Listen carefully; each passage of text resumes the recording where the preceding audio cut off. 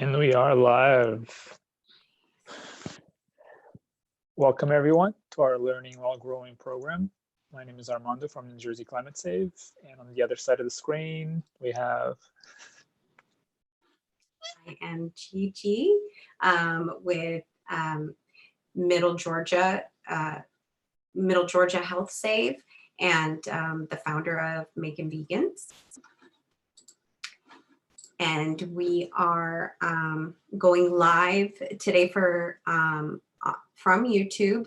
We will be changing the platform from where we go live on a weekly basis. So starting next month, next week, we will be going live from Facebook, from Making Vegans Facebook page. So you can just go to Facebook and look up Making Vegans. You can see the logo right over here.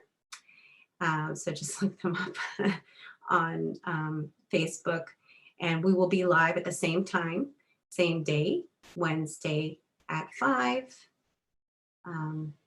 So just check us out on Facebook next week. Yeah, this program is open to anybody and everybody who wants to join the program, take advantage of the program, and wants to learn how to grow food, nutrition, and anything in between.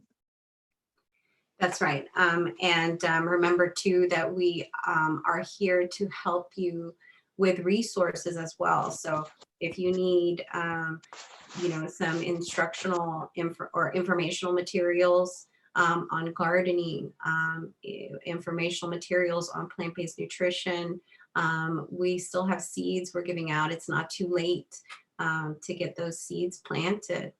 So just give us, let us know, send us an email to makingvegans@writeme.com, or you can contact Armando in New Jersey Climate Save.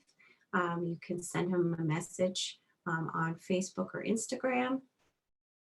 And again, you can contact us as well on Facebook or Instagram, Making Vegans, and we'll get those resources to you. If we can't personally, then we will put you in contact with someone in your area who can, for example, a local extension program, like here in Georgia.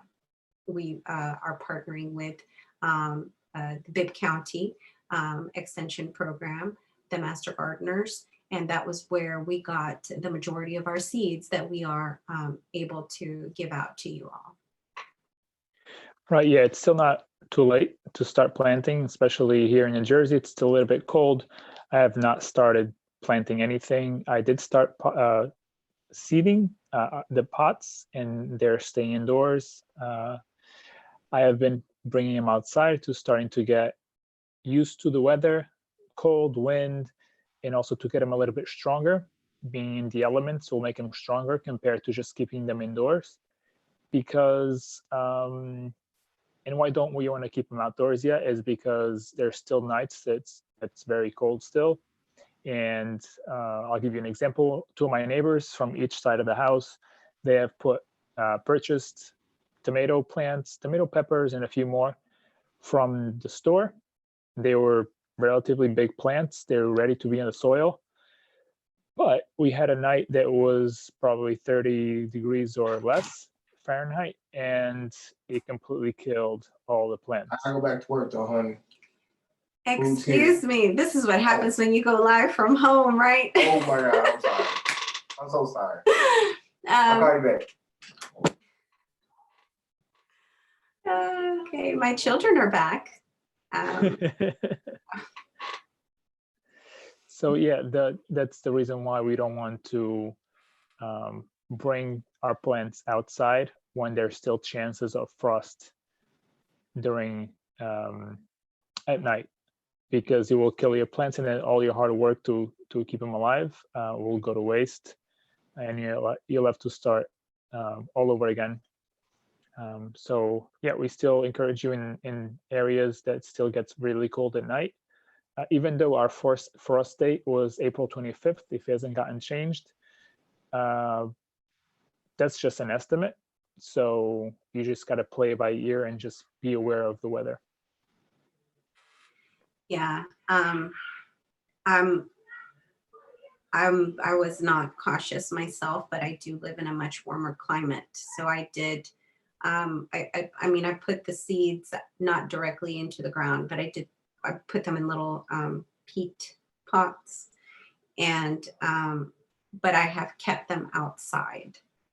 Okay. So this was the first time that I had done that. I was a little bit concerned about how they would, withstand the rains, but they've done incredibly well. So like you say, I did notice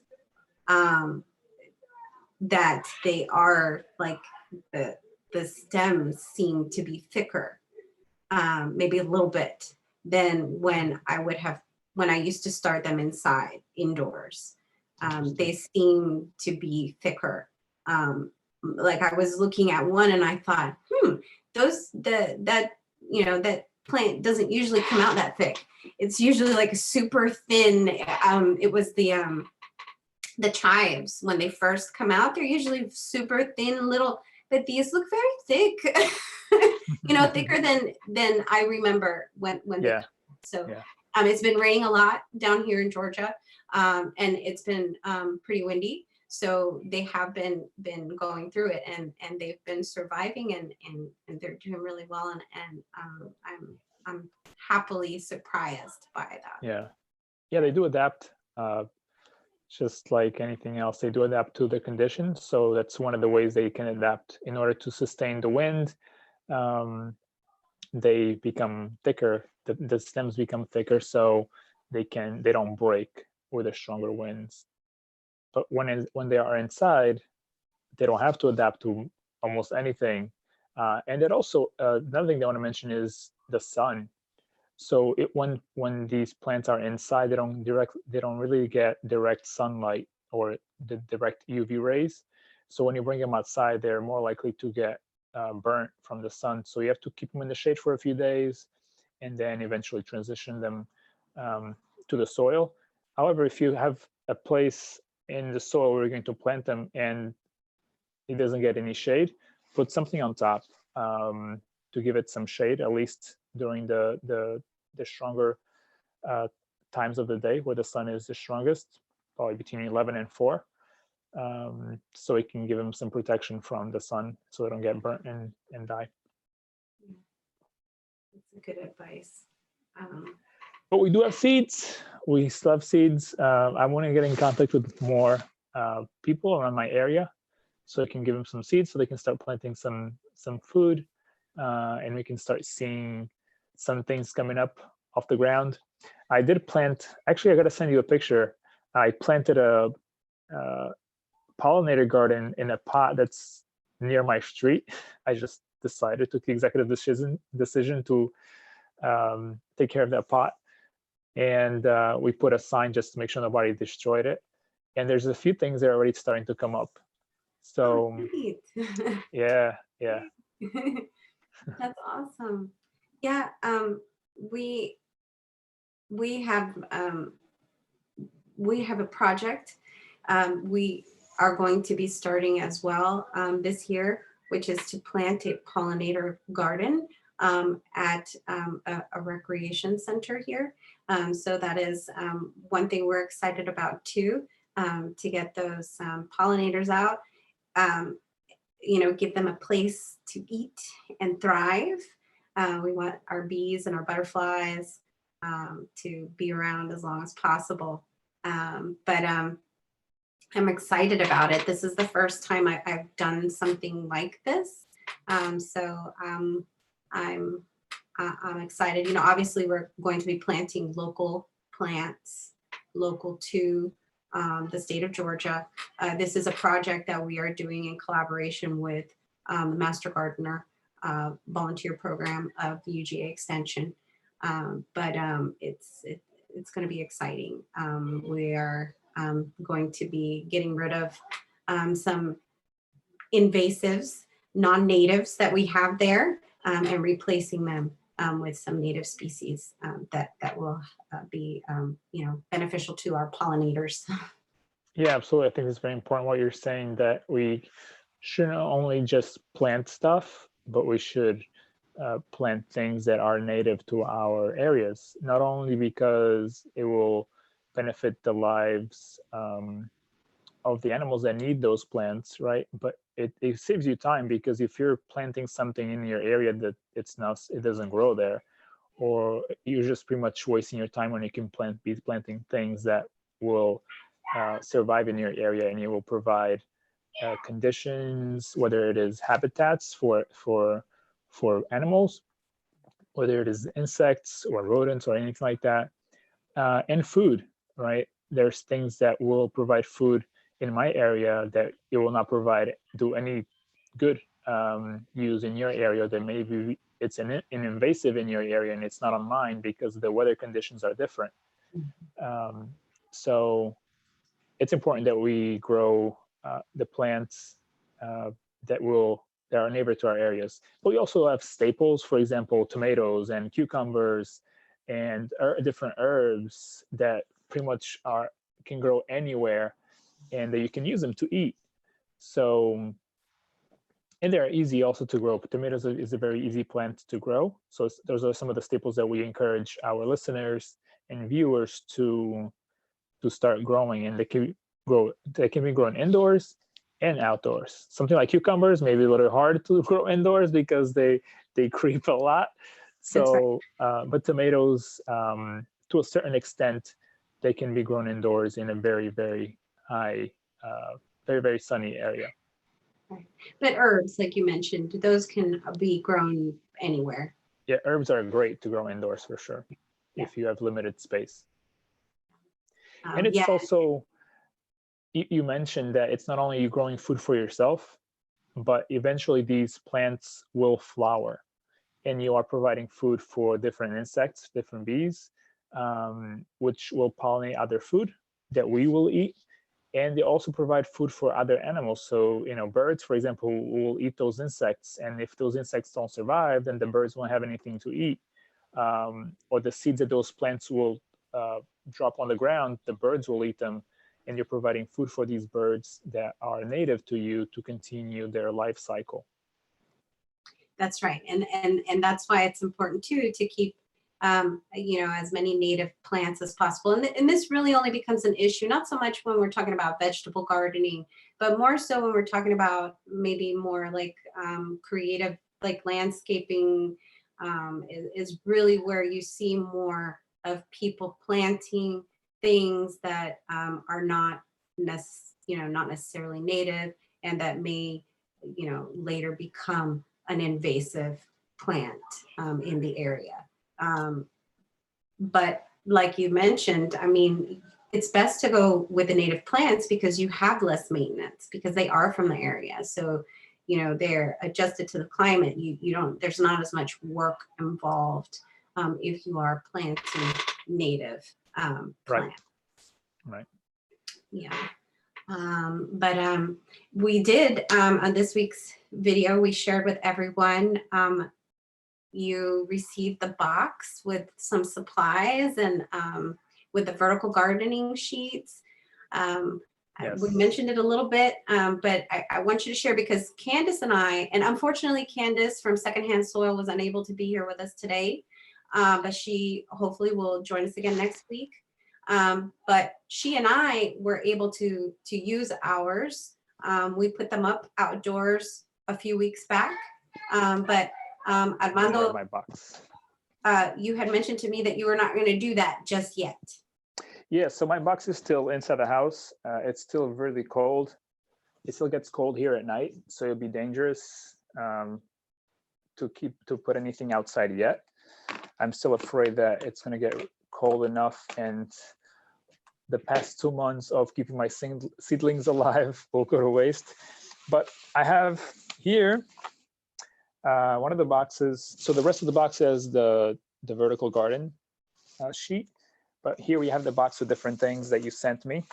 So we have different types of seeds. Some of them are, so for example, cilantro. or coriander. So it's pretty cool because these are from the 4-H, and they tell you exactly where you should plant them. So this is a full sun. In 7 to 10 days, it'll start to germinate. It gives you the height of the plant, how deep should you plant this seed. I mean, seed these seeds, and the spacing between one seed and the other. So there's different ones. Then we have this bookmark by PCRM. We have some stickers from PETA. We have some climate safe, animal safe, climate safe, and health safe pamphlets to educate individuals on our mission, on the mission of the SAFE movement. We also have some pamphlets for nutrition for kids. And anything that I'm showing you, we can provide to you or can send you in any way. That's and right. I also have, Just send us an email or contact send us an email, us. shoot us a message on Facebook, Instagram. And I know you were talking about the nutrition rainbow earlier. And this is some of the foods that, for example, if you want to transition to a plant-based diet, this is a great pamphlet that shows you some of the foods that you can replace, right? So somebody, for example, oh no, sorry.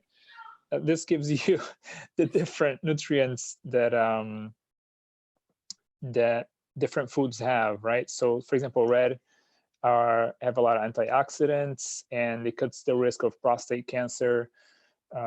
Blue destroy free radicals, and brown have a lot of fiber and reduces the carcinogens in your system. So great, another resource from the Physicians Committee. And real quick, we have another pamphlet from A Well-Fed World and many others. The Vegan Society, and just a bunch of goodies. And talking about pollinators, we have seeds here for basil.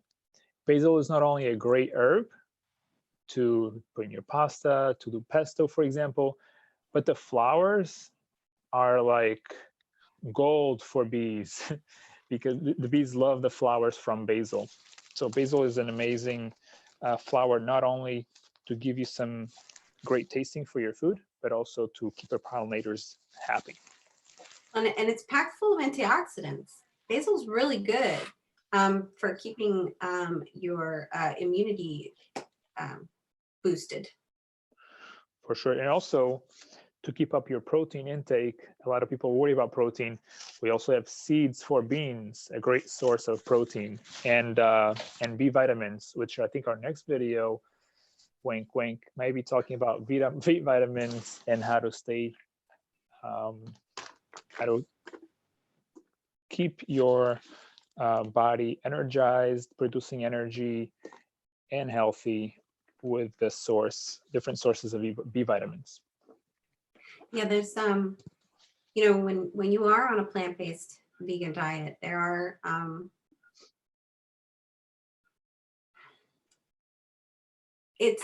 want to say this, it's not just a plant-based vegan diet. Any diet that you have, you always have to be aware of what you are putting into your body. You want to make sure that you have high quality, you get the most bang for your buck, basically, right? You want high nutrition in your food that you consume. And a lot of people don't realize, but you know, they say that on plant-based vegan diets, you know, B vitamins you need to be wary of, you need to, you know, make sure that you're getting certain kinds. But the fact of the matter is that when people are deficient in certain areas, it's not because of the vegan diet, or it's not, you know, it's because the individual is not being proactive and aware of what they are consuming and what they're putting in their body. So it's not just because you're doing a plant-based vegan diet. You need to be aware of, you know, what you're putting in your body, and you should always try to get the most nutritional value out of your food. Armando's going to share next week with you, some sources, some good sources of these B vitamins for you. And it's also important too, when you are eating plant-based, that you make sure to eat enough, because even though it's high nutrition, it's low calorie. So you do need a certain level of calories in order to keep those energy levels up and keep you going. Yeah, I know. And I know what you mean, because there's all this propaganda saying, oh, if you follow a plant-based diet, or if you're a vegan, right, which is more of a lifestyle, then you're going to have all these deficiencies. That's not true. That's not a fact. You can just be as deficient on B12, which is one of the big ones, right? Which a lot of people in the world are deficient on B12. And it's not because they follow a plant-based diet. It's just because they don't have a nutrient dense diet that's varied in different foods. And also because some foods nowadays, especially processed food, are very nutrient depleted, so that there's barely any nutrients. It's mostly calories from fats or from processed foods. So and empty calories, right? It's just calories that have no nutrition value at all, and hence and therefore rather there's a lot of deficiencies on different vitamins and minerals that fruits and vegetables are very rich in. That's right. Yeah, and I did, because I have been seeing a lot of that around on the internet, on social media. A lot of people are maybe blaming certain nutritional imbalances and other issues that they were having on a plant-based diet, when really, if you look at the way they were eating, they were not necessarily on a plant-based diet.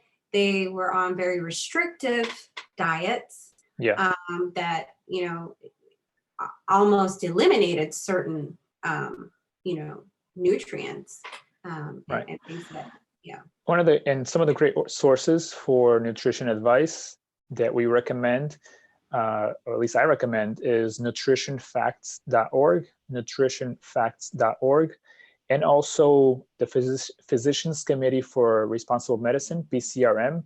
They have a lot of great resources, especially for kids. I know they have a specific one that says, can you keep your kids healthy? Something like that. Can you keep your kids healthy on a plant-based diet? And they give you all the guidance, and it's all based on research. It's not opinions. Nutritionfacts.org and PCRM. It's all based on research and zero based on opinions, because they're credible. They're nonprofit organizations that rely on people like you and I to stay alive. They do not rely on why am I forgetting the word? Can you help me here? I guess that they're not doing this on the to industry themselves. Right. They're not there, to promote themselves or to promote, the pharmaceutical industries or anything like that. They're there really to promote health. Right. They are independently administered and driven, so they're not trying to bring money to a specific industry by giving you possibly biased information to stay alive and to continue to provide you that information. So all the information is independent. It's only for the good of the consumer and of the person that's reading it. Do you want me to show you some of the progress in my backyard? Some of the things that are growing? Yeah. Yes. Okay. And the compost. Yes. Okay. I'll show you the compost. Yes.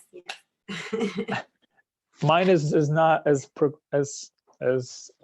advanced as Candace's. She does an amazing job with the compost. But give me 1 second. Let me travel to my backyard. My mom is making masks right now. Oh, and Animal Save Movement said hola. Hola, ¿cómo estás? Hola.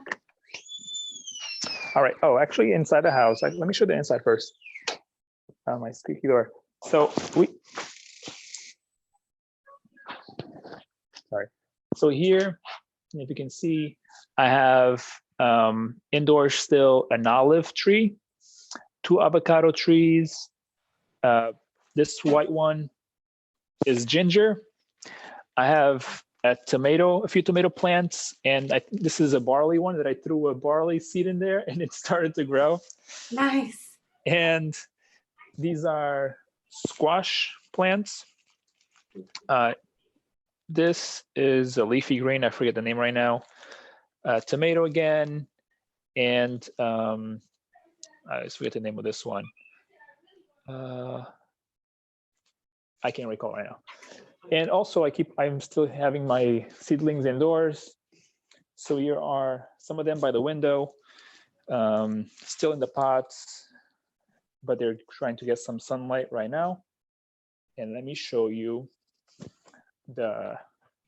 what's happening outside.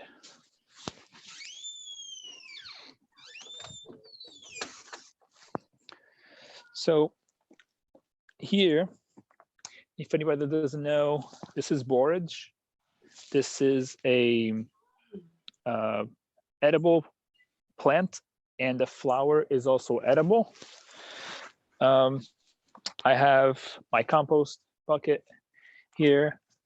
It's full now. I just grabbed this carton from outside the other day, but it's full now of stuff. So different peels of oranges, sweet potato, onions, and other things.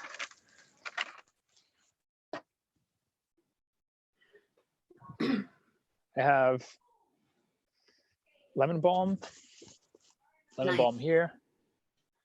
It looks The mint, beautiful. yeah, it looks really nice. The mint is here as well. It's growing a lot. It's been getting a lot of sun. My neighbor's saying over here got me.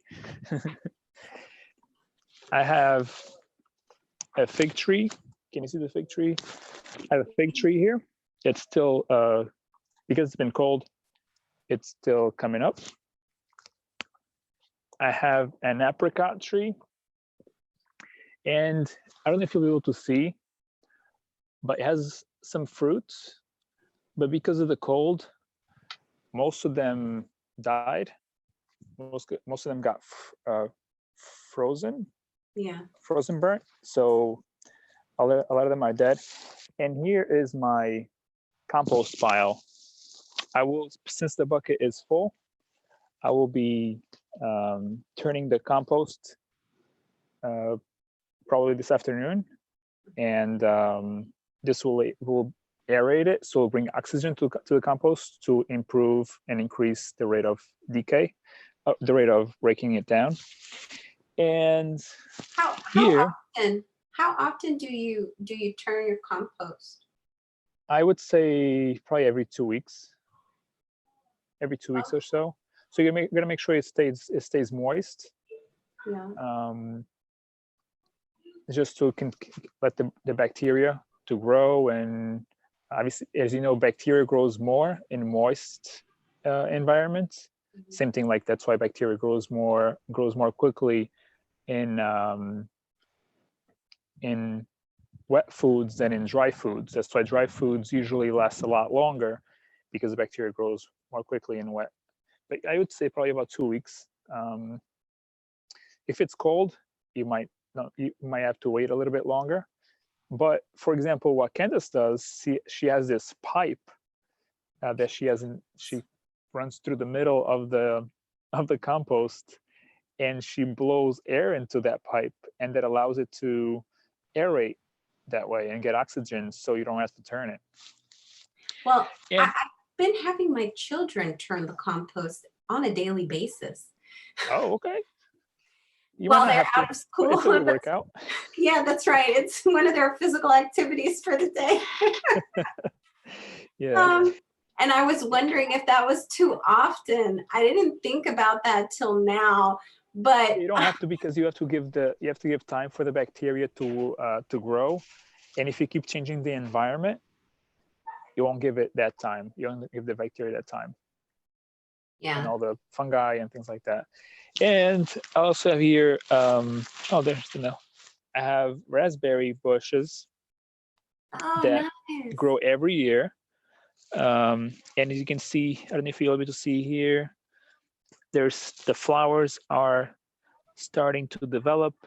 And eventually, as it gets warmer, they will open up. What else do I have? So How long as you have have a you had garden, the raspberry bush? oh, it's been here since my parents bought the house. So it's raspberries grow, they sprout from the roots. So as long as the roots always remain in the ground, you don't pull them off, they'll continue to sprout from year to year.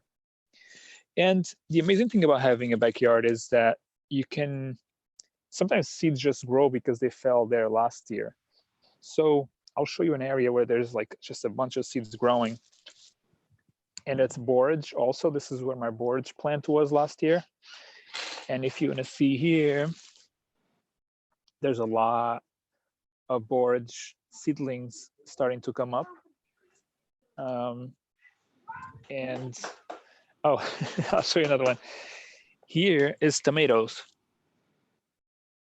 So there's a bunch of tomato plants also here that we might have to eventually pull off the ground because they won't grow since they're all clumped together. And I know eventually we're going to show our way to reduce, reuse, and recycle. And here's the windmill that I made last weekend with a can of soda that somebody drank. It was me. I don't really drink soda, but it's a pretty cool activity to do on the weekend, and to just reuse your recycle instead of throwing it out or creating more waste. Create a piece of functional art. Yeah, I hope that was useful. I know I threw a lot out there, but and this is just one example. Everybody does it differently. Everybody's backyard or garden is different in some sort of way. Whether you live in a different area, or if, I mean, my next door neighbor, his backyard is completely different from mine. So your design might be different from mine. I'm not very organized, so I sometimes just throw things out in the soil. But obviously, it has to make sense. You're not going to put something that grows in a sunny area. You will not put it in the shade. So, for example, where my compost is right now is shady most of the year. There's shade most of the year, so barely anything grows there. So that's why I chose that spot for the compost. So it's just small things like that that make sense. Yeah, I don't really have a backyard space, so I am maybe borrowing neighbors' space. That's good. Yeah, it's work. We're making it work. But it's amazing. It's amazing the way nature works. My kids, and I am too, I'm just as excited as they are when I see the compost turning into dirt. It is amazing to me. I was jumping up and down. I was so excited when I first saw that bottom part, it was turning into dirt. So you already have a lot of worms? Yes, yes. And I don't know. I want to say that when I started having the kids turn it, they don't do the best job. They're still little. So they, I mean, it's not rocket science. All you have to do is just bring some oxygen into it. It's nothing crazy. Right. No, sometimes it just the top gets turned and not the bottom is, what I'm referring to. But, and I think that's why I was starting to tell them, just do it every day. Eventually they'll get to it, right? Yeah, yeah. But it's been, we started it just a couple months ago and we've got a lot of dirt now so that when we transplant these seedlings, we will be able to I think we'll be able to fill one bed, one raised Wow, that's bed. great. And So those are the type of accomplishments that we want our listeners and viewers to experience and to share with us, because those are small things that mean a lot, because it's something that you created. It's very easy to just throw a seed, and it's very easy to just go out and buy a plant, right? But it's a completely different experience for you to grab the seed, put it in the soil, and see it grow. It's like your creation. So it's just a different experience to grow your own food compared to buy your own food. Buying a plant to growing your own plant from your own seeds, and then next year you'll save those seeds for next year, and next year you'll grow the plant from your own seeds. So it's even more amazing.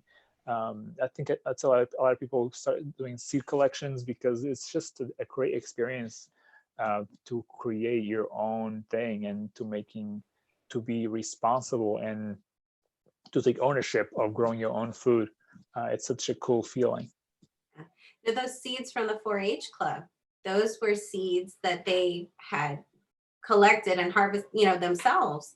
And yeah, part of their seed exchange program. So that is one of the benefits too. So I know like there's a lot of okra that I sent, but that is something that is very popular to grow down here in Georgia. So that's why partnering or going ahead and contacting your local extension program is great, because those are the types of seeds they're going to have, locally sourced seeds for you to plant in your area. Yeah, and they're going to be more resistant to any pests that are around you, any viruses that are around you, and that's going to make them more successful. And because a lot of these seeds sometimes come from different states, different countries, and even if it is from different states, depending on where they are, they might be exposed to different elements. So let's say if you are in an area where things will only start growing in April, but for me, nothing is still growing. Barely anything is growing in April. So your plant is going to be more adaptable to a warmer climate than mine is. So And the types of soil too, like down here in Georgia, we've got a ton of clay. It's a different animal. So yeah, the plants are going to be resistant to certain things, and they're going to thrive in certain types of soil too, more than in others. I know it is difficult. It can be difficult to grow. For example, in many areas here in Georgia because of clay. yeah. But because there's so much clay.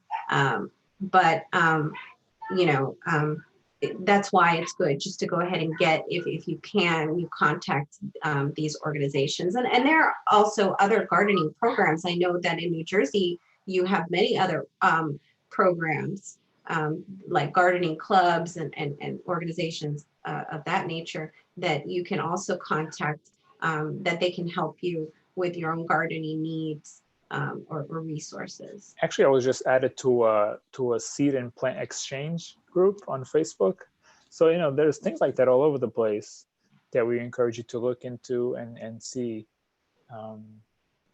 And they will help you to even connect to the people around you, and you talk about what experience you're having, and that's how you also deal with issues, with different planting issues, by communicating with other people that are growing things around your area as well, because you're most likely to have the same issues or run into the same difficulties as somebody else in your area is, that maybe you are not Gigi, or vice versa.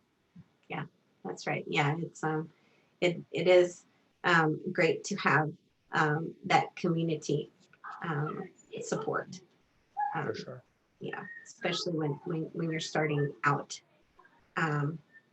Or even if you've been doing it for years, there are things that happen that,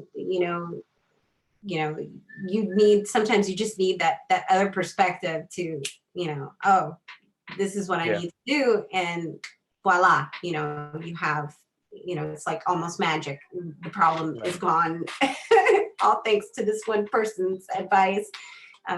So yeah, it's definitely important to have that support. For sure. Anything else that you want to cover today, Gigi? No, I do want to mention that, if I want to mention our funders first. I want to thank the Community Foundation of Central Georgia, A Well-Fed World, and the Save Movement, who are our sponsors with this program.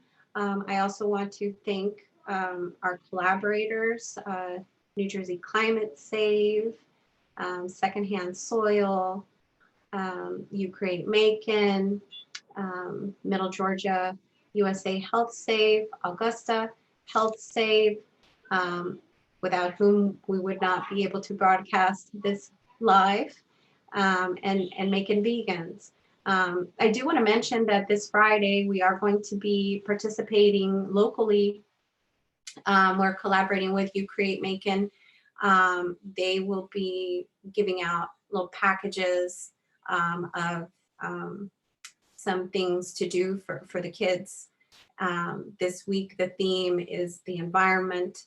And so Learning While Growing program is going to be providing some seeds and informational materials for those packets. And Macon Vegans will also be participating by providing some plant-based food, plant-based lunch for the kids to go along with these packets. So this Friday, I think it's going to be around 40 to 50 kids that we will be serving. So we're excited to be able to provide these plant-based meals to these kids, most of whom will probably never have tried something, like this. So yeah, I think it's also important. I was watching, I was in a conference yesterday, and it's a conference, they focus on providing healthy meals to kids. And one of their panelists was,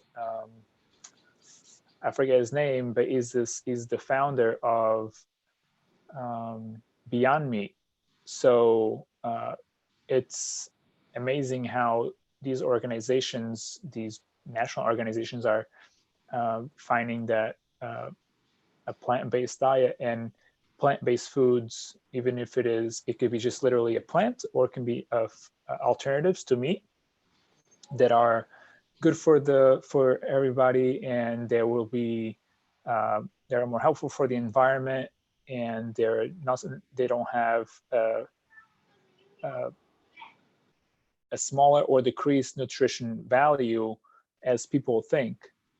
And the taste is there, the texture is there, and people don't have to give up anything to transition to a plant-based diet that is healthier, not only for yourself, for your family, but also for the planet. And it's much more compassionate than a diet they may be having right now. Yeah, and thank you for sharing that, because that is one of the goals that we have here too with the nutritional, the plant-based nutritional aspect. We want to show that you're not going to miss out on anything by cutting out animal products. You will only be gaining, really. And I do want to mention one more partner because of one more sponsor, which is a Veg Fund is helping sponsor the food for this Friday. So I wanted to mention that. But we're excited to be able to do that. If you're interested in doing something like that, send us an email. makinvegans@writeme.com. Let us know, and we can see if we can, try to make something similar happen with you in your area. Just, any ideas you have, send us an email. And if you are following along, send us, pictures or video footage of your garden or of your plant-based creation. Yeah, so, and again, as a reminder, next week, we'll be going live from Facebook, from the Making Vegans page. And if you want to point Gigi to where it is on the screen, it's right on your left side. I don't know my left from my right. We'll be doing live from Making Vegans Facebook page. But meanwhile, check out our videos on YouTube. Check out other contents on our YouTube pages, on our Facebook pages and Instagram pages. And you can find a lot of interesting information there, a lot of fun information there. And it's all based on science. We are here to help you growing more food, whether you have a pot or whether you have 5 acres. We're here to give as much information and support as we can. Don't forget, we have free seeds. We want to encourage you to grow a vertical garden. If we can help you with that, we will. But we have limited supplies. We still have some though. And we want to see your plants. We want to see pictures of you planting your seeds. We want to see pictures of you growing your own food. Please share it with us. We want to share with everybody so we can all learn together. Thank you so much for joining us. We will see you hopefully next week. Yes, let's learn while growing.